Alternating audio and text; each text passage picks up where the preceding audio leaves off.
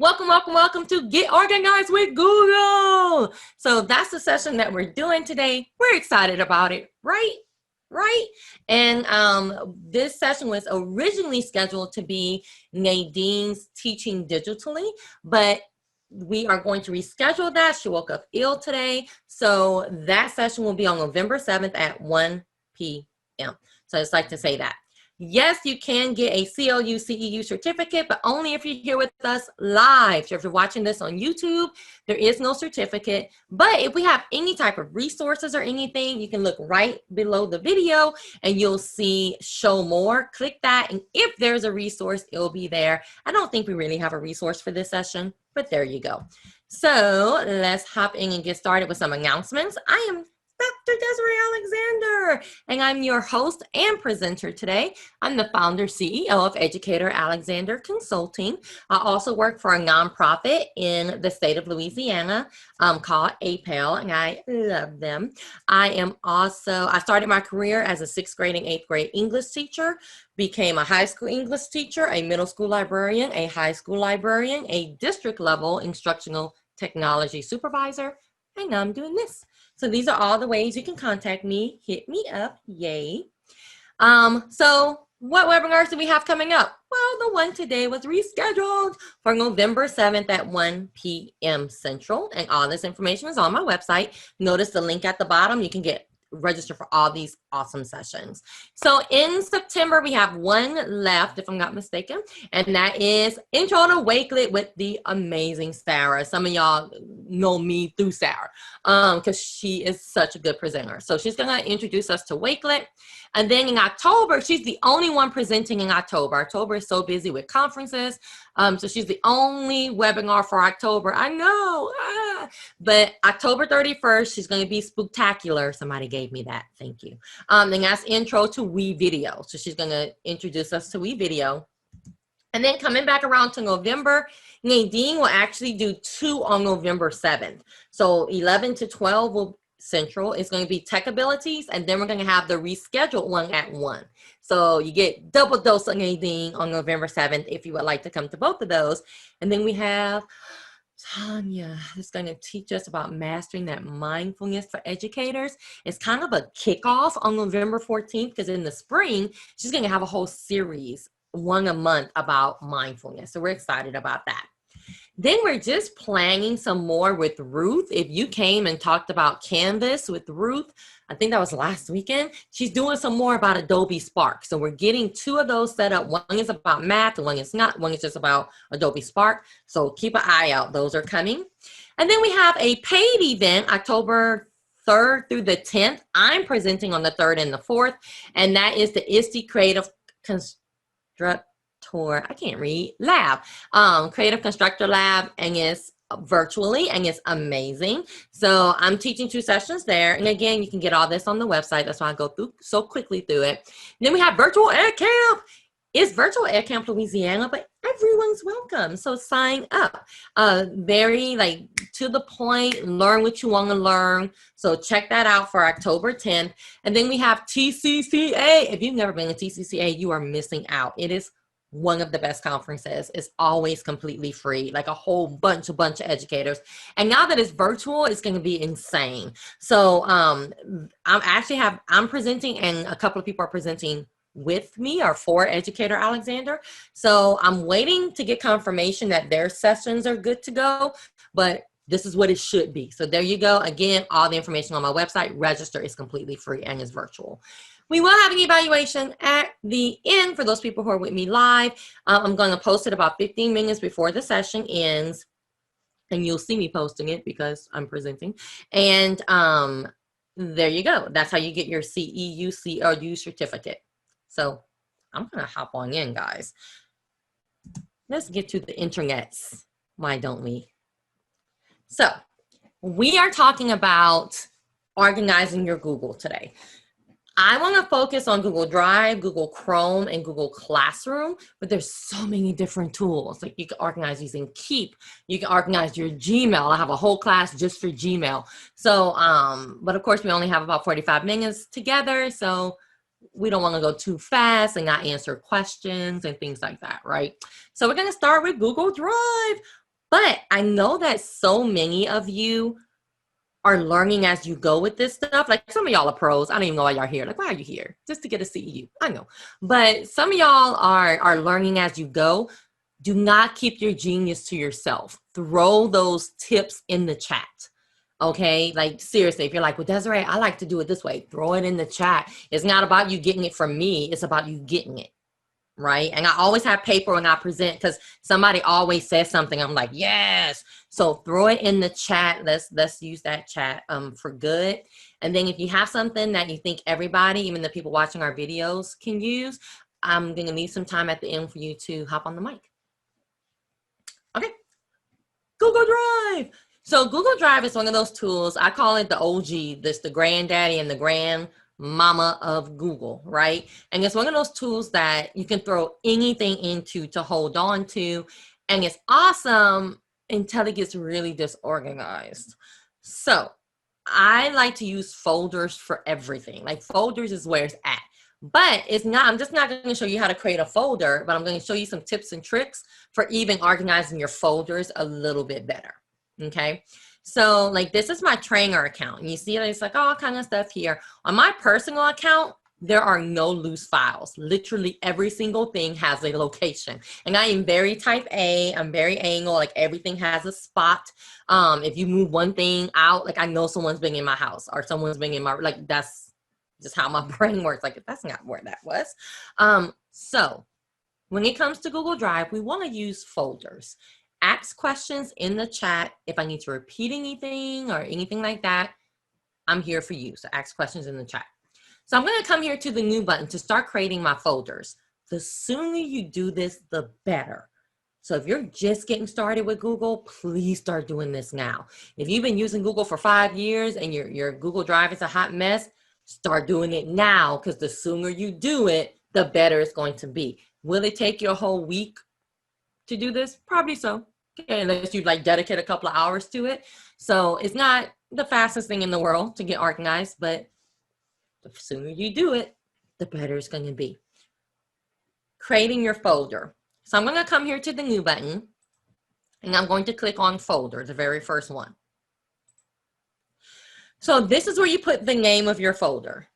What you want to think about is the main folder is the only one that shows up in your Google Drive. So that means if you want to have like a whole bunch of subfolders, they will not show up in your Google Drive, right? On the face of your Google Drive. You have to click on the main folder to get to the subfolders. So what that means for you is you want to think about what is that broad topic that I want to use for my main folder. So if I wanted to say English lesson plan, math lesson plan, science lesson plan, then my main folder would just be called lesson plans. Okay, what's the obvious thing that you can do for your main folder? So then what I want to do is before I just go ahead and hit create, let's talk about some tips and tricks. Because your Google Drive is organized in alphabetical order, your folders are in alpha order and your loose files are in alpha order. That means it's kind of a set pattern, right? But if you want to put stuff in the order you want to put it in, you can use the number system. So what the number system says is I'm going to come right before the title and use 00, 01, 02, 03 and keep going. If I do that, it doesn't matter what the name of the folder is because it's going to go in the order that I want them to go in. If you just put like 1, 2, 3, 4, and this was years ago, so they may have updated. I never tried it again after it didn't work. But if you put 1, 2, 3, 4, and then when you get to 10, 10 is going to go hang out with 1. So it'll be 1, 10, 11, 2, 3, 4, and we don't want that, right? So that's why 01, 02, 03. Some people ask, like, should I put 001, 002? And I usually tell them if you have like 100 super important folders, you need a friend. Like we need to go hang out at Sonic. Everybody has a Sonic. So you just need to like call me, email me, say you have a problem. No, I mean, it's up to you. If you want 100 number folders, help yourself. But I just stick to 01, 02, 03. And there you go. Another thing you can do, and this is kind of the newest thing for organization, because I'm going to talk to you about this in Google Classroom as well, is using emojis. So emojis is kind of the hot new thing in organization, and it really does make things look very uniform. So there's two ways that you can get emojis in here as well. So if I didn't want to use the number system, I could either put the emoji before my title. And the cool thing about putting it before the title is when you use the same emoji, it'll kind of clump them together. Or you can put the emoji after the title as just a visual, right? I mean, you can put it inside the title. It really doesn't matter. But it's just a visual. So if I have a budget folder, I can put like a little $sign, and that's my visual that that's a money folder. So two ways to get emojis. A lot of people don't know about this first way, but I will say if the first way doesn't work, like if you're working with me, if the first way doesn't work, do not freak out because the second way works for everybody, okay? So the first way is when I'm right here and I'm typing something, if I right click, I'm gonna see an emoji button. Now, if you're on a Mac, you may not see it. Chromebooks, you'll see it. Desktops and laptops, you'll see it. Like my old baby over here, my like Windows 7 about to die computer over here, it doesn't have it. So it does have to be more of an updated, like Windows. I have Windows 10, I think, on this one. But you see the emoji button. And of course, I love inclusiveness, where it lets you choose your skin tone and all that kind of stuff. But there you go. You just choose the ones that don't have a color at the bottom, and you can choose your emoji. So if I wanted to put, because this lesson plans are cool, right? I can put that here. And they have some other types of like, I don't know, symbols and stuff. But there you go. Now, if that didn't work, if you right click and you're like, I don't see it, that's okay. Calm it down, because there's 1,000,001 extensions for getting emojis. There's websites. I saw Inky was in here. Inky showed us a website during one of her webinars to get like a whole buttload of emojis. So there's emojis everywhere. The one that I use, and it doesn't make it better than any other one, but the one that I use is just called Emoji Keyboard. Emoji Keyboard. And you would just go to the Google Chrome web store and download Emoji Keyboard. Or search, I should say, for Emoji Keyboard. So with Emoji Keyboard, it lives up here. Okay, so it's not gonna, if you download that, it's not gonna add this button here. You will have to come up here and click on the Emoji Keyboard. And then you have all of your emojis here and whatever one, and some people just like these better, right? So whatever one you want, you can just click on it. And notice how it says copy message. Usually you don't have to. Usually it automatically goes. If I come up here and click on it again so it can go away, you see how the house automatically showed up? Usually that's what happens. But just in case it doesn't, I want a basketball, just come here and click copy message. Click it again to go away, and then I can just paste the basketball. So there you go. Couple of tips with naming conventions for your Google Drive folder. I'm going to stop right here and see if we have any questions before we go into some more organizational tips for Google Drive. Oh, thank you, everybody. I use numbers followed by emojis for a quicker visual reminder. Thank you, Inky. But organization is key for sure. Oh, it works on Macs too. So there you go. So thank you. Keep putting those in the chat, and I'll kind of read them out, especially for our viewers that are watching it on YouTube. So I have my folder. I have my organizational system for my folder. Now let's talk about color coordinating your folders. So once you create your folder, you can right click on it and go to change color. Now, what this doesn't do, somebody asked me this one time and I was like, that's amazing. But what it doesn't do is clump them together. So if you want to say like, show me all my green folders, we don't have that option right now. It really is just to change the color of the folder itself. So if I wanted to make this folder red or cardinal, that's good. That's a good test prep tip. You actually need to hover over to see the names of them. So if I wanted to make it cardinal, you see it just literally changes the color of the folder itself. It will not do that to your loose files. Everything else I showed you, you can do to your loose files as well, but this one will not. It's only folders. The other thing you can do to your folder is if you right click on it, you can use add to starred.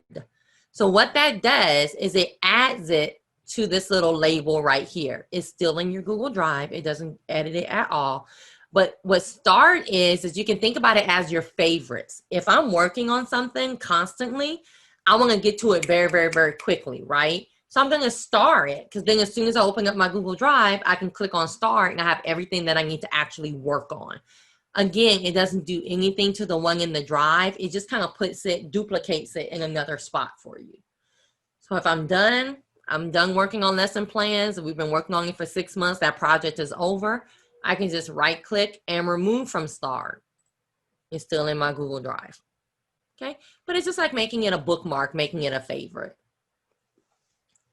Now, let's talk about moving stuff into your folder. Okay, moving stuff into your folder. Then we're going to talk about subfolders. So let me see, I do have a question. So I just moved the files into, oh, that's what we're going to right now. Also, if I have it set up as a folder already, do I just move it? Yep, that's what we're talking about right now. You're awesome. Thank you. All right, so couple of ways to move it into the folder. I'm going to show you kind of the old-fashioned way, and then show you the way that you should be doing it. So let's say I want to move these files into my folder. So the old-fashioned way is to do this, and notice that you can do multiple files. I just kind of came down here and highlighted a bunch at the same time.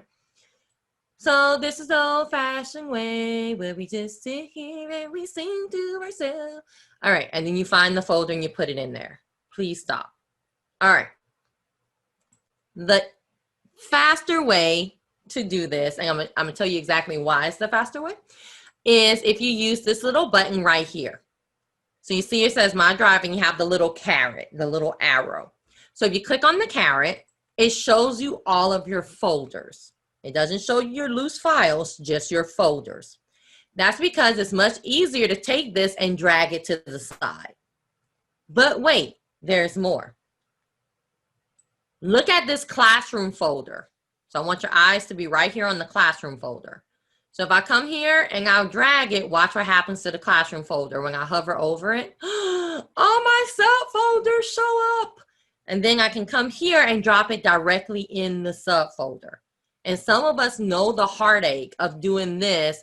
You drop it in the main folder, you go into the main folder, you highlight it again, you drop it in the subfolder, you go into that. So there you go. That's what makes it more effective. Not only can I move this like just by moving my mouse, right? So I never have to give up on what I'm trying to, move into the folder, but I can also see all my subfolders and subfolders and subfolders. And you just drop it on in there. I'm going to see if we have any questions, because then we're going to talk about how to make a subfolder and how, when you're bringing stuff in for the first time, an easier way to get it directly in the subfolder that you want it to be in. So Inky says you can also right click and move. Right click and move to. Okay. Thank you, Inky. Any tips? Put them in the chat. Okay. So if I'm creating a subfolder, all I have to do is go into the folder and then add a new folder. So if I'm here with my lesson plans folder, I'm going to double click into it. And now I'm just going to click new and add a folder. If you notice, I'm actually in the lesson plan folder. I'm going to get rid of this announcement. I did want to keep it there so you can see it. But new folder. So this is my subfolder. Of course, you would name it what you want to name it. There you go. And I can make as many subfolders as I want to, of course. And then if I want to put a folder in the subfolder, you just keep this rabbit hole going. Okay. So notice on my regular Google Drive page, all I see is the original folder. I have to actually click in here to see all the subfolders and the folders in the subfolders. Now, if you're bringing stuff in for the first time, and I'm bringing in a bunch of lesson plans for my computer, and I know that I want those in this lesson plan folder. What I see a lot of people do is they'll come to new and file upload, or even folder upload, and they'll upload it, and then they'll start moving stuff around.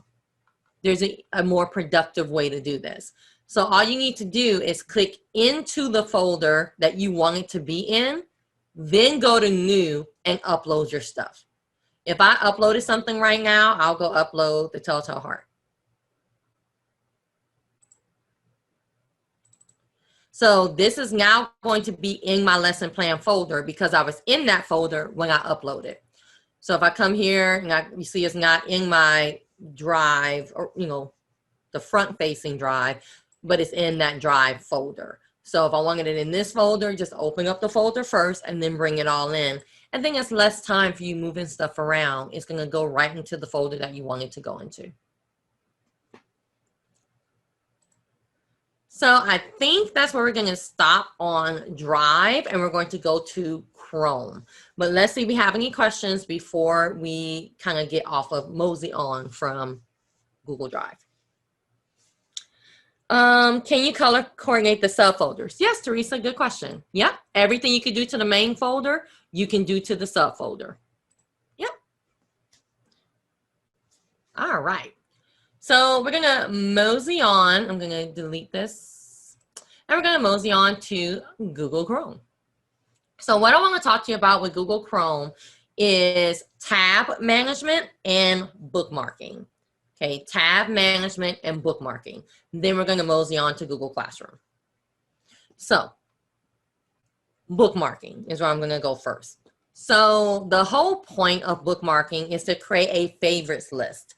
You don't want to, if I go to Target.com every single day and I come up here and I type Target every single, why are you doing that? You can create a bookmark where you can just click on it and it automatically goes to Target. So you can think about all the things that you click on every single day, especially when you're teaching in the classroom, whether that be virtually or live or in person. Start bookmarking that stuff. But then some of you have so many bookmarks that your little bookmark bar right here has that little, I call it the stank arrow. You know that little stank arrow, the little arrow right here at the back of and you click it and then it's like 5,000 bookmarks. Let's talk about bookmarking and organizing our bookmarks. Okay. So first and foremost, you definitely want to turn on your bookmark bar. So some districts automatically force it on, which I like actually. But if you don't see this little kind of extra white space underneath your Omni box, which is the search box, if you don't see that, you have to go turn it on. So you would come here to the 3 dots, the hot dogs, the skinny snowman, and you would come to bookmarks and make sure that this is checked. Make sure that show bookmark bar is checked. If it is, then you have a bookmark bar. You may not have any bookmarks on it, but you have a bookmark bar. Okay. Another thing, I taught this at a school in Pittsburgh, California, or Pittsburgh, USD.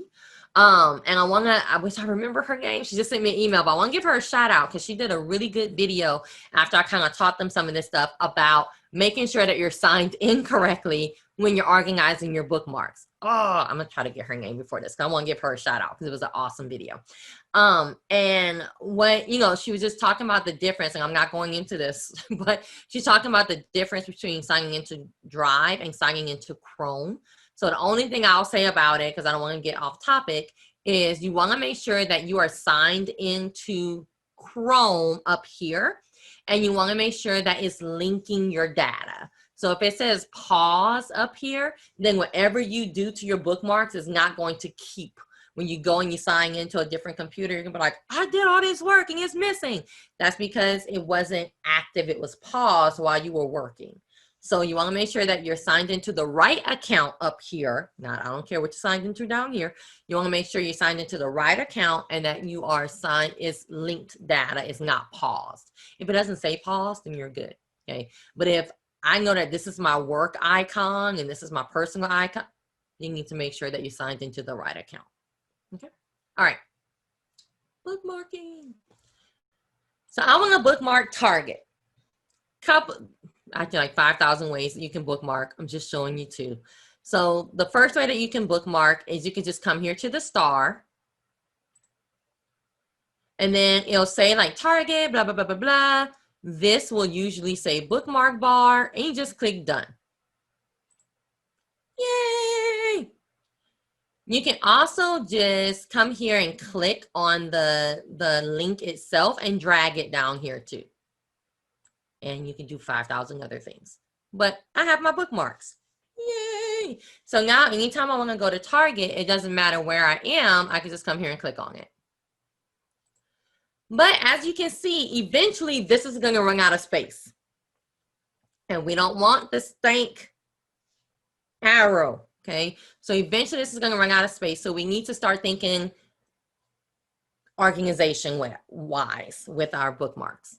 So when I first come here to do the bookmark, this is a lot of stuff in here, okay? I don't need it to say all this. So you can actually change these words up here to whatever you want to change them to. So you notice automatically how much space I've saved between these two, right? The other thing you can do is if I know that this little symbol is actually called a favicon, if I know that this little symbol is Target, like what else would that be? If I come here and I just delete all the words and leave it completely blank, now it's just the icon. I know that that's Target.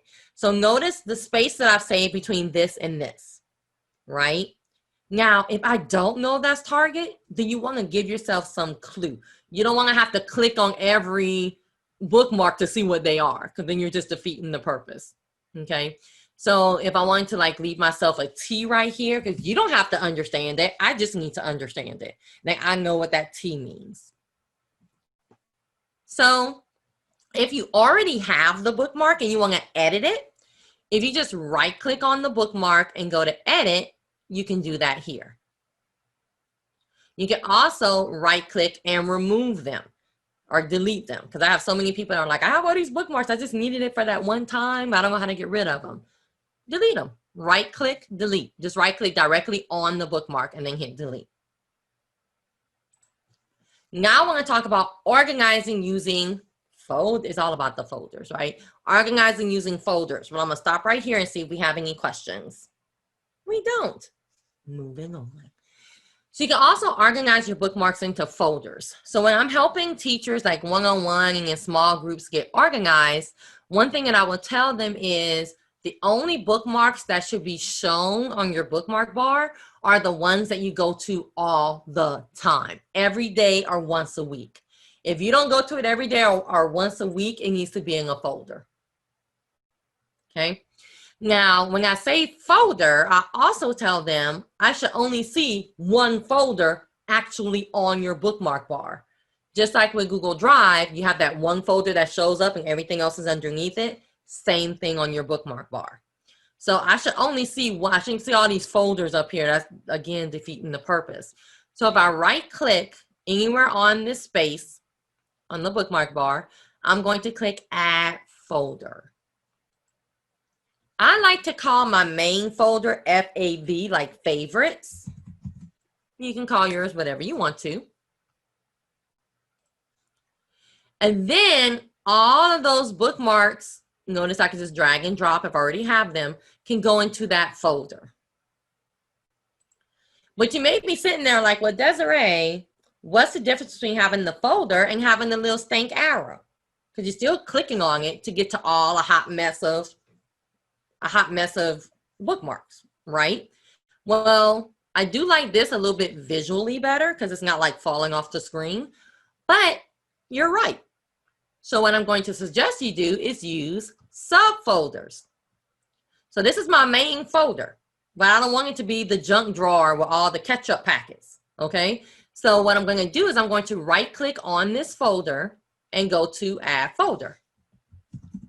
So I always find these awesome holiday lesson plans and then I can never get back to it. So now I have a holiday folder. I can even come and right click on the holiday folder and say these would be for Easter.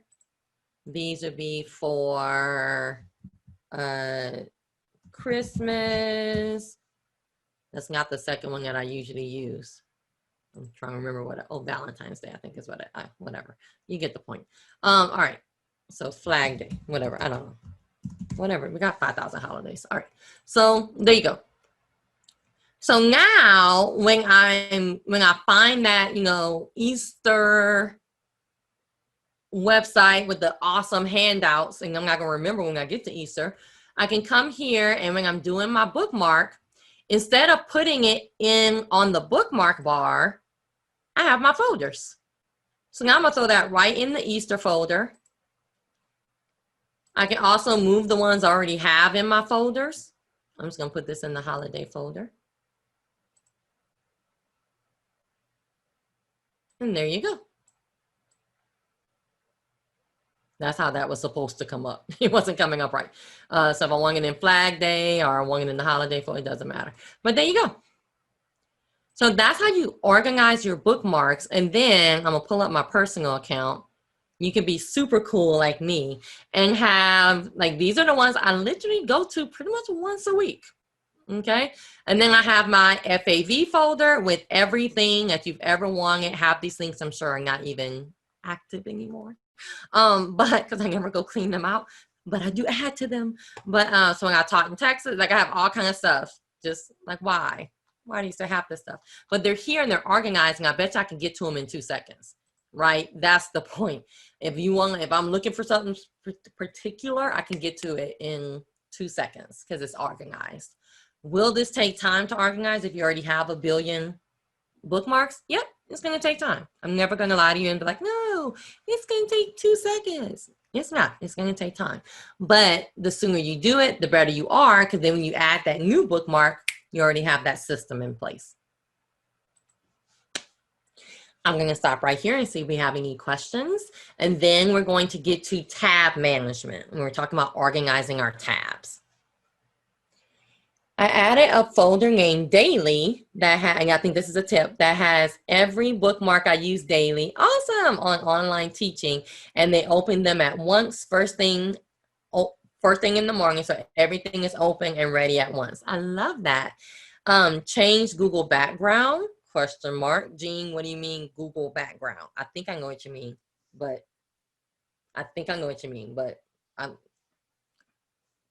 explain just in case. I don't want to go into something that you're like, that's not what I was talking about, but I think I know what you mean.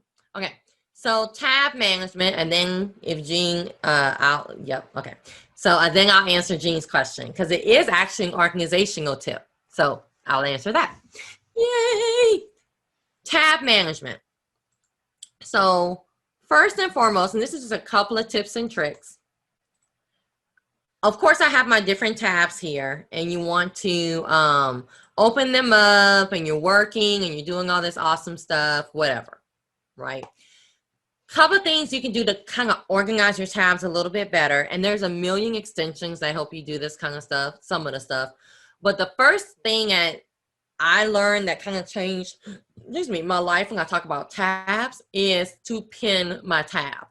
So you see how I have these like little tabs, like little tiny baby tabs right here? That's called pinning your tab. So when you pin a tab, you're gonna right click and hit pin. It really is that easy.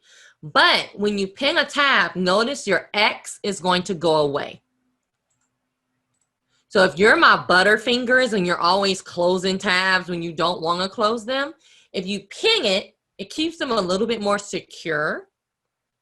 And if I get off of the internet by mistake, oh no, when I come back in, my pinned tabs will still be there. Okay, now don't pin 49 tabs and then email me like, why is my computer slow? Because it's trying to open up 49 websites at the same time. I didn't even want to close it with these 8 whatever websites. Okay, so keep that in mind. Don't ping everything on earth. Now, a couple of more things with pin tabs though. Number one, they only pin to the device. So you know how Google follows you wherever you go? Your pin tabs do not. So if I went to my old baby over here, those pin tabs are not going to follow me. They're only going to be on this computer right here. So what that means for you is, one of the things that you can do is right click on your, like up here where your pin tabs and all your tabs live, right click and go to bookmark all tabs. And I just keep it new. I don't know. And I just put it on my bookmark bar, but you can change all that. And what that does is it bookmarks all of the tabs that are currently open. This is going to follow me wherever I go. So if you notice, when I went to my purple account, my personal account, I had the new folder. So this is telling me these are all the things that you are working on right now. So if I had to leave and go somewhere else and get on somebody else's computer, I can always click that and go, oh, that's what I forgot. I wanted to do that. So these don't follow you, but if you right click, bookmark all tabs, this will follow you. That's also a really good tip if you're working or you're preparing something and you just have to go bookmark all those tabs, because eventually this is going to glitch. Okay, you're going to open up Google Chrome and go, where are all my pinned tabs? And they're going to be gone. It does it. I don't know why it glitches, but eventually it's going to glitch. So you want to do this to kind of keep, like, these are all the things I was working on just now. So, oh, that's telling me I need to go do your evaluation. All right. See, I told you you would see when I'm going to post it. All right, so in the chat, I know it goes by so quickly. We are going to get to Google Classroom though. It's like two things for Google Classroom. So other things with your tab management. We talked about pinning. I feel like that's the most important personally, but if you are working on your tabs and you're doing all kinds of awesome things, if you mistakenly get out of a tab, like blue, blue, oh no, all you need to do is come here. Don't go on a tab. It has to be off of a tab. Right click and reopen close tab and it will come back. Notice anytime you're dealing with Google, you also have your keyboard shortcuts. So if you're my keyboard shortcut person, notice it opened up this whole window and you can just keep going. Keep going. Keep going until you find the tab that you took off by mistake. Okay. So that's an awesome tip. You also have right click mute site. So if every time you go to a certain website, it plays music and it goes crazy, you may want to mute that site. Because you know, like if the kids' attention goes over here, it's like they're gone for about 5 minutes. So mute the site, and then every time you go to that site, it's going to automatically be muted, and you can always come and unmute it. So I do that to YouTube a lot. I'll mute it, and then I'm like, why isn't it playing? Oh, I have to unmute it, and I'll go unmute it.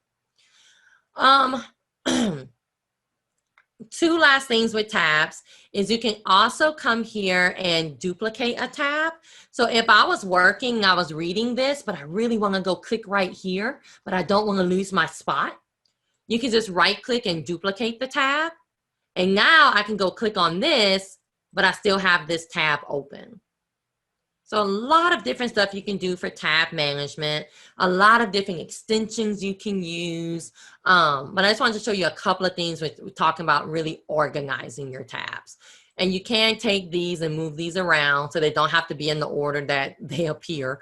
You can move them around. So I'll kind of stop right there with tab management. And let's go to the question about why is my personal one purple?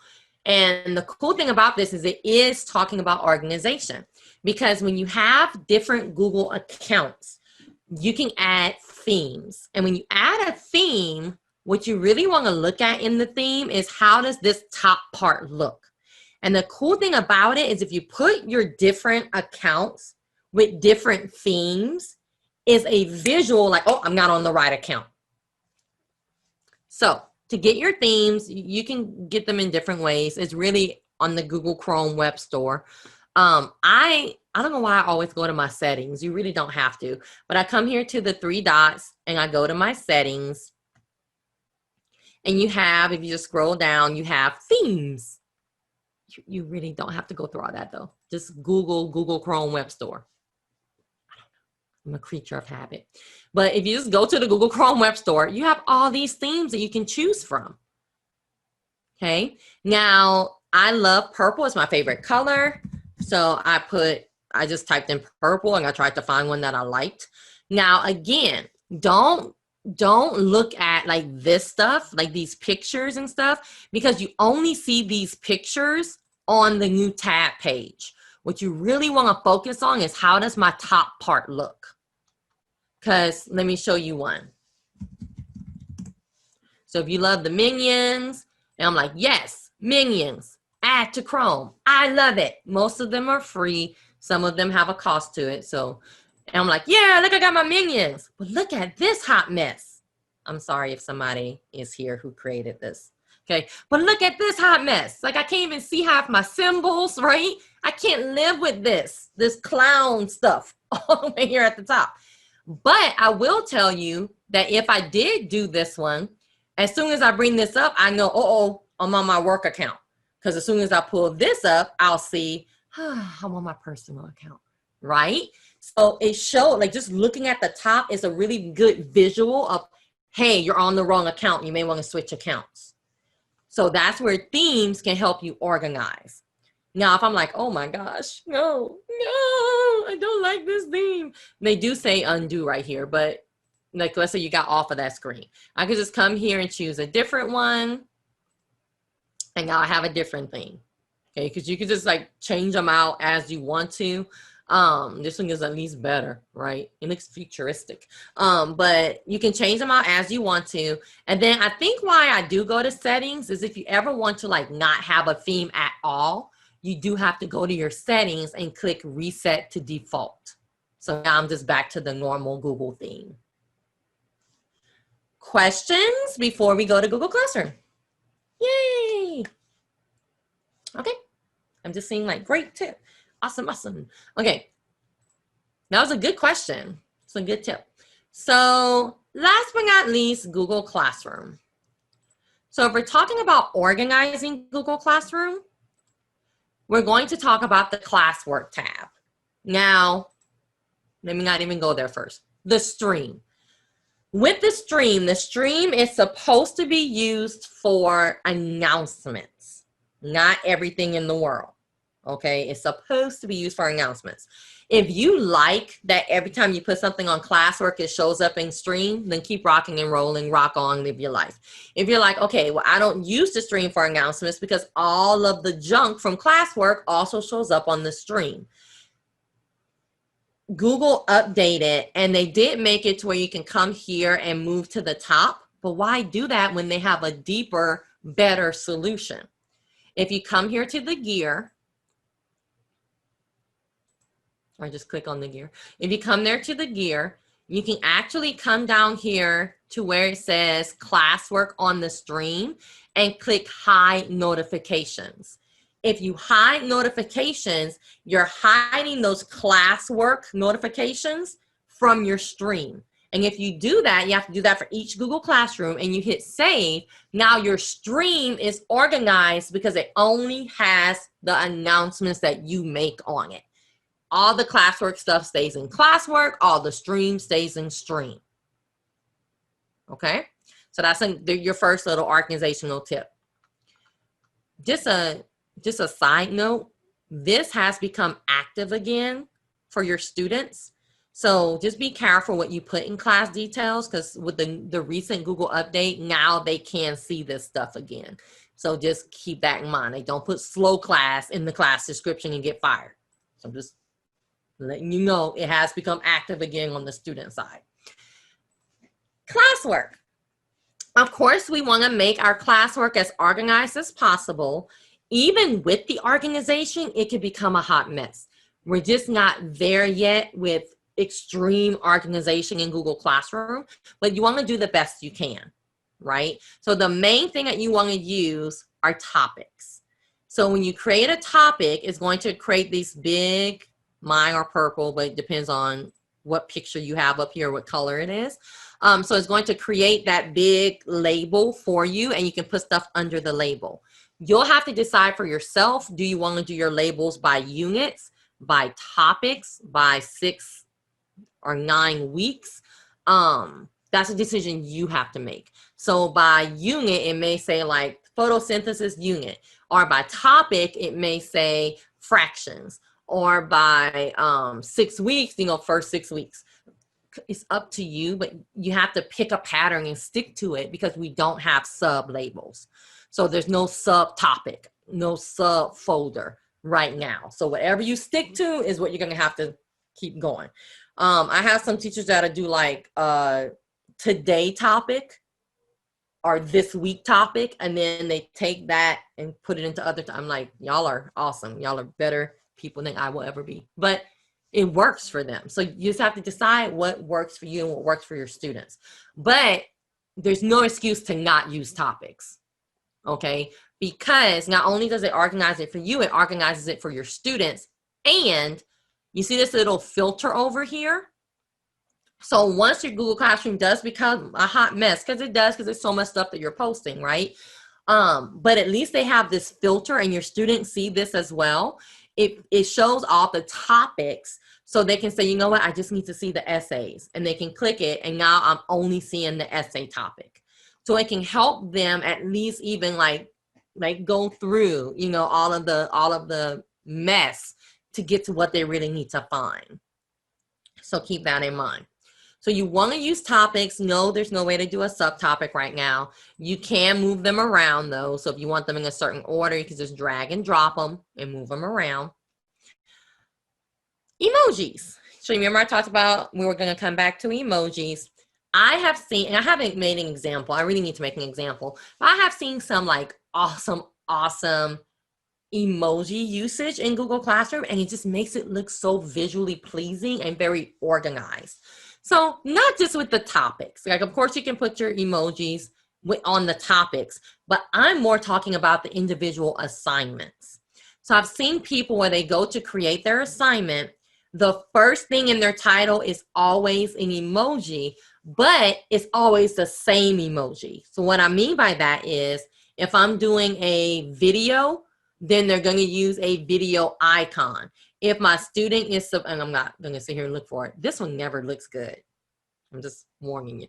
I'm going to look for a video icon. If they are doing work, like it's something they need to write, I'm going to put a pencil icon. If they need to whatever, put that icon. So it really is you picking the right icon that's going to be your icon forever, if that makes sense. You don't want to have like this random emojis everywhere. That doesn't make sense. So if they need to read this, I may put a little book icon. And watch the icons you're using, because you want them to be kind of vibrant. Like you see how small, there's like little black, no color to it. So you want to, you know, do an icon that is visually pleasing. But every time I have something for you to read, that little red book is going to be in front of it. So then when I assign it, you'll have it in a topic, but the student can just visually see, okay, I have 2 things to read, I have a video to watch, and then I have 1 assignment to turn in. Just visually, all of a sudden, I can see that by just looking at the screen. I don't even have to read what the title is. And it really makes a difference. It makes a huge difference for your kiddos. So there you go. And if you ever do something without a topic, you can just drag it. So you can drag it into, so if I wanted that to be there you go. But remember, you're not just using random emojis all the time. You're going to pick the same, like make a pattern. So pencils are always writing, books are always reading, the little video camera is always a video for you to watch, blah, blah, blah, blah, blah. Let's see if we have any questions, and then we'll start wrapping up, because we only have like 4 minutes left. I know. I wish Google would rename the stream to announcements. Agreed, Mary.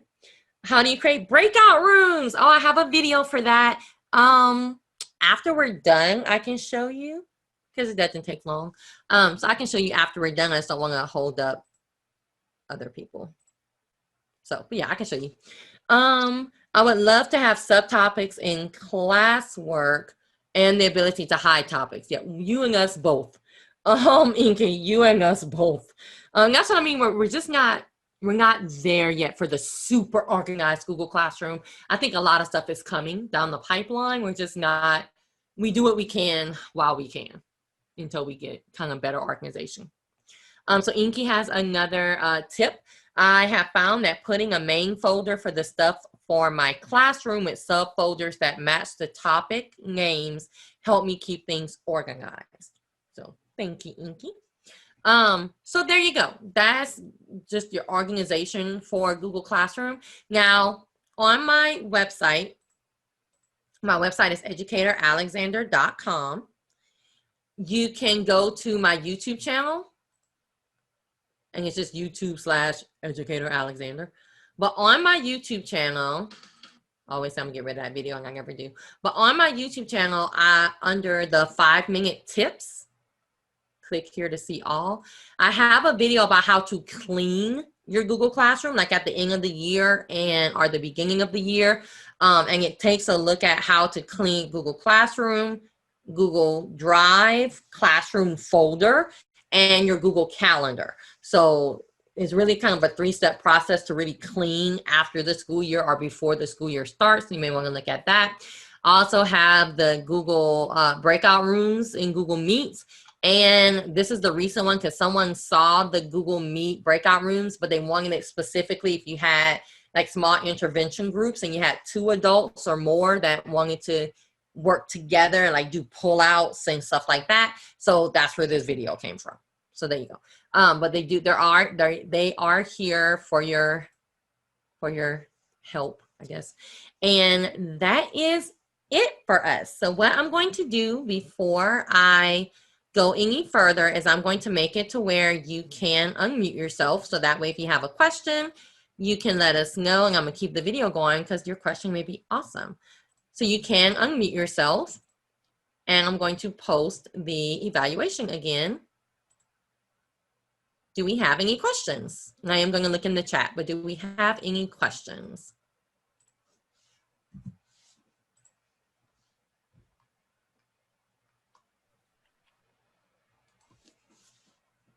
And we have no questions in the chat.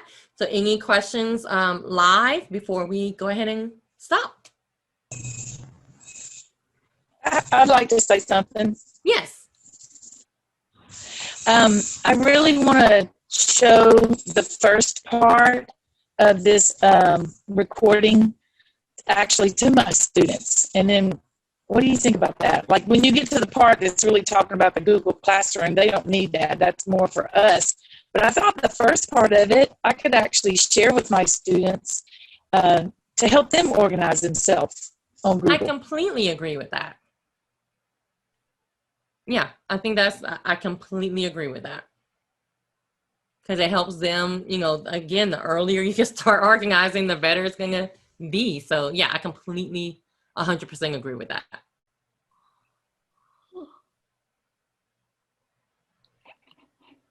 Any other questions? Because we are done. I am going to show how to do breakout rooms, but I'll stop the recording since we already have that video. Or maybe I'll keep it going. But I will show how to do breakout rooms. But we are done. Questions?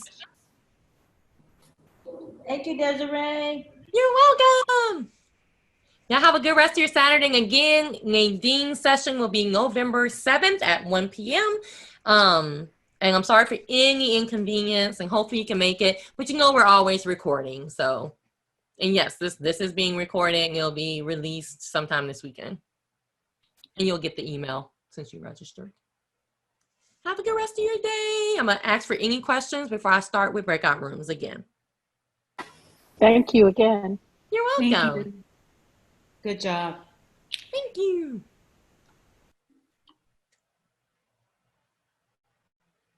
All right, I'm not hearing any questions, so let's go to how do you do breakout rooms.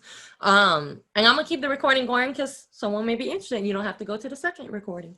So breakout rooms. In Google Meet, there's not a, you can't do breakout rooms officially, quote unquote, but there is a way to work around it. So let me show you how to do that. Let me create a new class that doesn't have my Google Meet already set up. Give it a second, give it a second. And you can still unmute yourself. So if you have a question now, you can just unmute. All right, so. Can I ask you a question? Because our principal said that she had gotten notification that Google Meet was actually going to start doing breakout rooms as of October 1st. Is that true? I don't know about the October 1st thing, but yes. So yes and no. So let me pull this up. So I do send out a newsletter every month that you guys may want to sign up for. I have good stuff in it. And this is the announcement.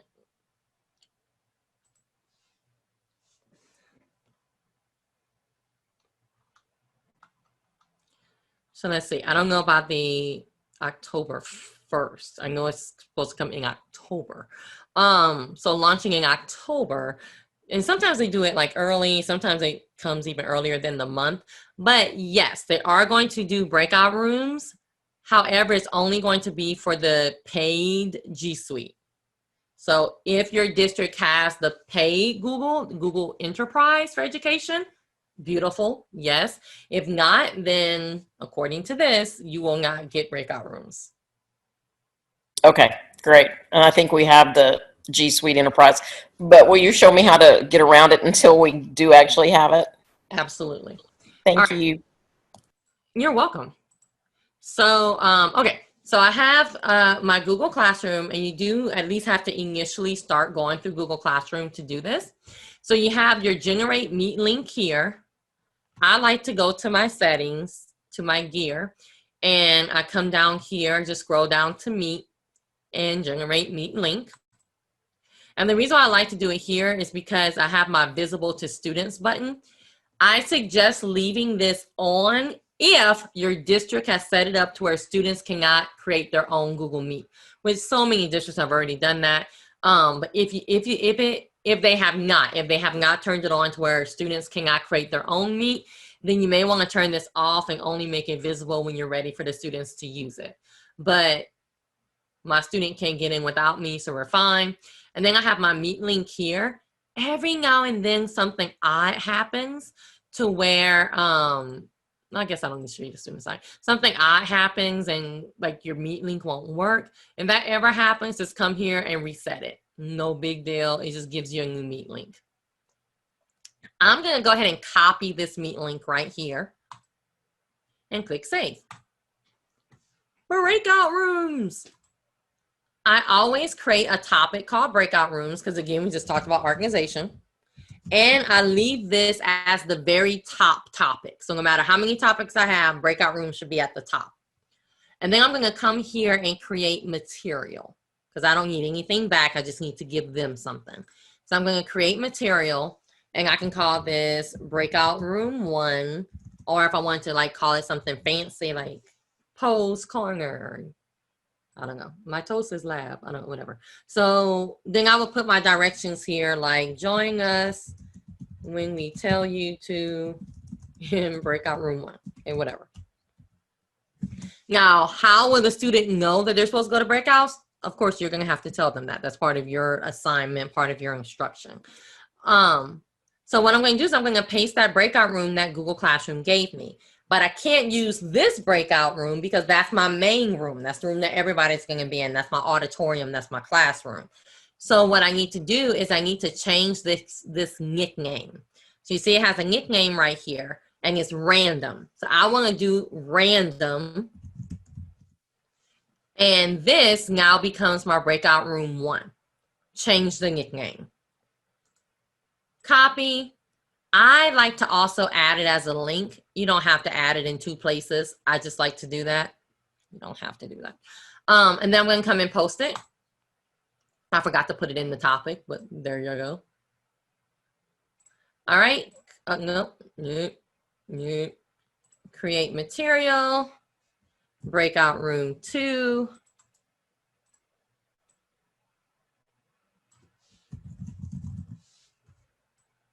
And there we go. So, tip. If I only wanted this breakout room to go to an assigned group of students, and that's going to be the same group of students that go into that breakout room throughout the year or throughout the semester, then what I can do, like if breakout room 2 only goes to Michael, Eddie, and Sarah, and every time we go into breakout room, those 3 are going to be together. Then what I can do is I can only sing it to those 3 students. And that way, only those 3 students see that breakout room. It makes it less likely that they're going to wander into the wrong breakout room, but it does stifle your ability to just mix up your groups, if that makes sense. So you have to choose kind of one or the other.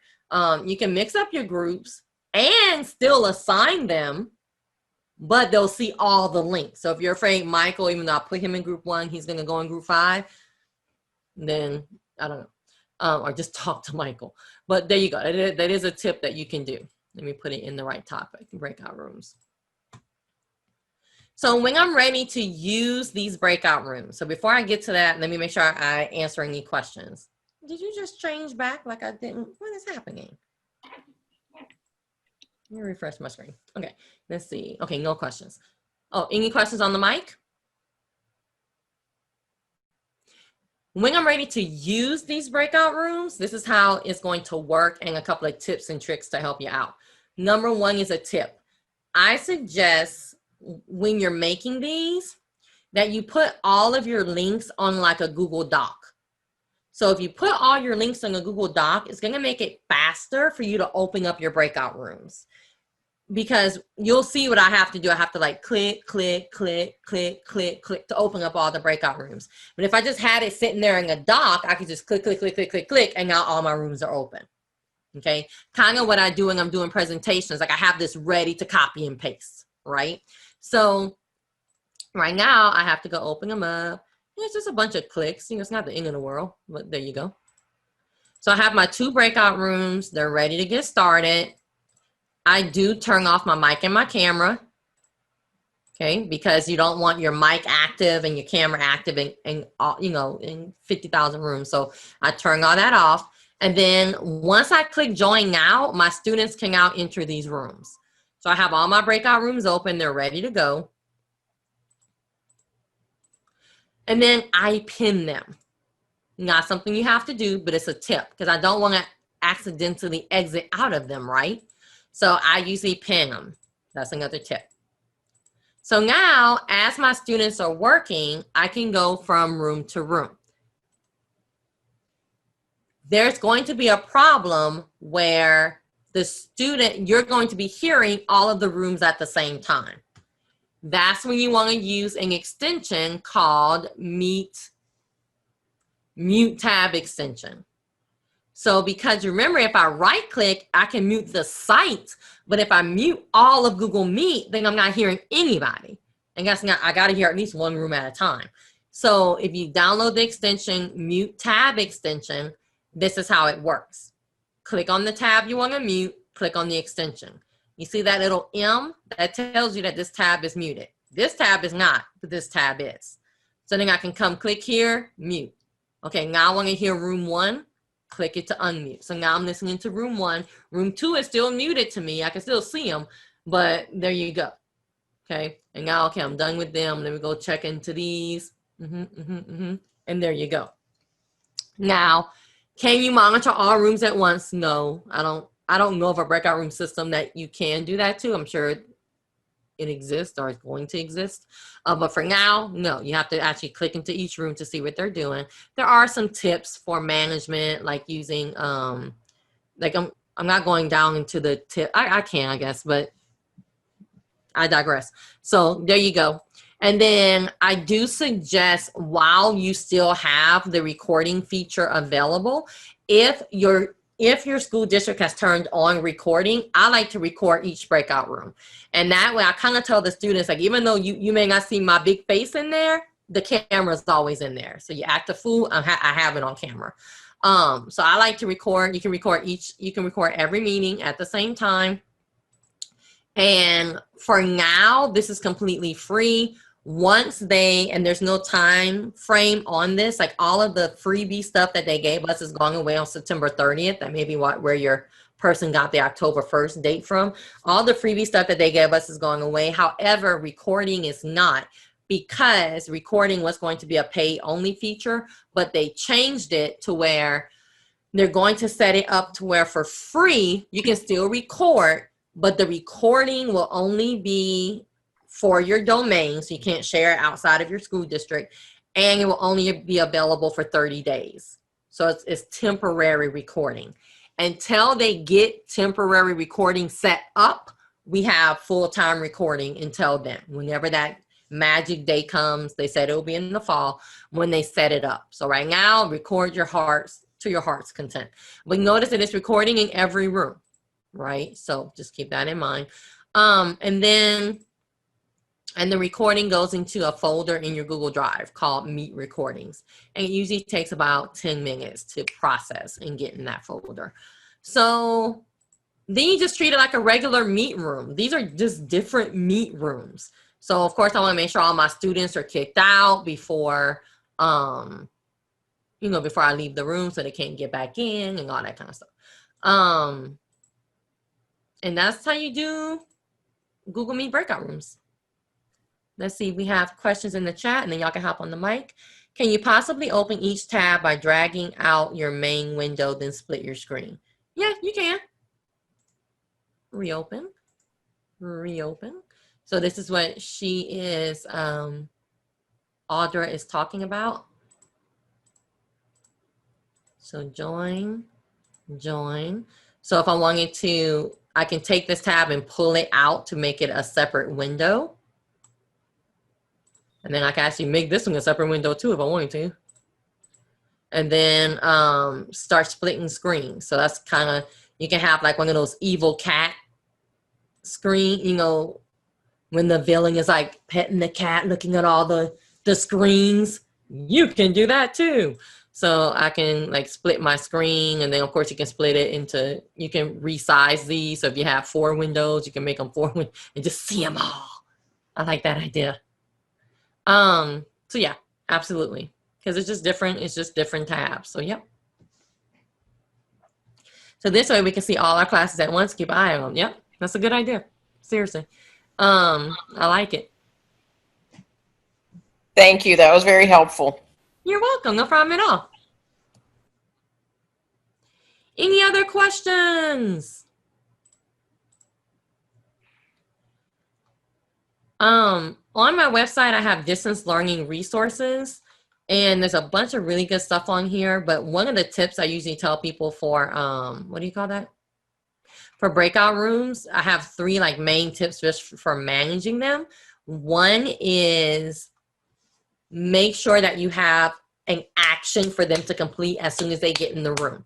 So my action was always the second tip, which is assign them roles. So I always had a reporter, a recorder, and timer. So those are my 3 roles: recorder, reporter, and timer. The timer kept them on task because I always gave them a time when the breakout room will be over. Never just send them and then wondering how long do we have. So guys, we have 5 minutes in this breakout room. And then the recorder was the one that would take notes and do the assignment, which is my tip number 3. And then the third one was the one that when I brought them all together, you should be ready to talk about what you did in the group. Will I call on every group every time? No, but you should be ready to talk. And the action, going back to the first tip, the action was in the chat telling me who's your timer, who's your reporter, and who's your recorder every time.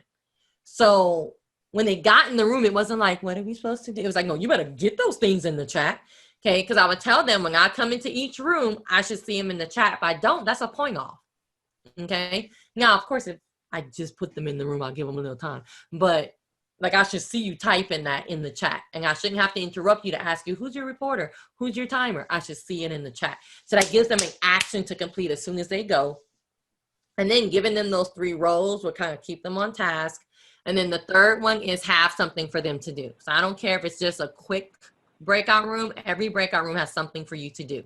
And the one that I used to use, and all I did was I went to my website, I went to the first little button, distance learning resources. That won't always be there, but for now I'm leaving it.